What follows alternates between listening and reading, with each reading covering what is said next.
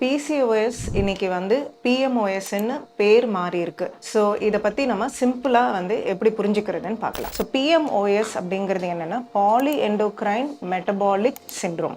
முன்னாடி பாலிசிஸ்டிக் ஓவரீஸ்ன்னு சொல்லும்போது இந்த ப்ராப்ளம் வந்து வெறும் ஓவரீஸில் மட்டும்தான் இருக்குது அப்படிங்கிற மாதிரியான ஒரு தாட்டை வந்து நமக்கு கொடுக்குது. பட் ஆக்சுவலாக பார்த்தீங்கன்னா இது வந்து ஓவரீஸ் மட்டுமே சம்பந்தமான ஒரு ப்ராப்ளம் கிடையாது. அதுக்கும் மேலே இது பல endocrine structures, endocrine organs of the body. For example insulin secrete பண்ணக்கூடிய எண்டோக்ரைன் ஆர்கன். இதனால் weight related issues, obesity, insulin resistance, blood pressure increase ஆகுது. ஸோ இது அவங்களுடைய ஹார்ட்டையும் பாதிக்கிறதுக்கான வாய்ப்பு இருக்குது. மல்டிபிள் சிஸ்டம்ஸ் வந்து பாடியில் அஃபெக்ட் ஆகுது. So no more we should be calling this as PCOS. ஏன்னா இது வந்து ஒரு மிஸ்நாமர்.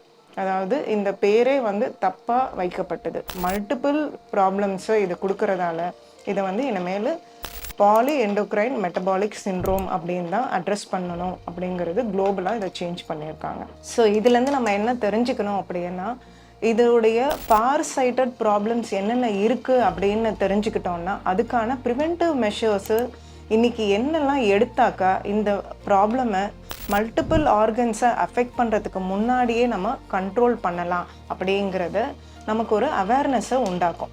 இதுதான் இதோடைய கோல், இந்த நேம் சேஞ்சோடைய கோல்.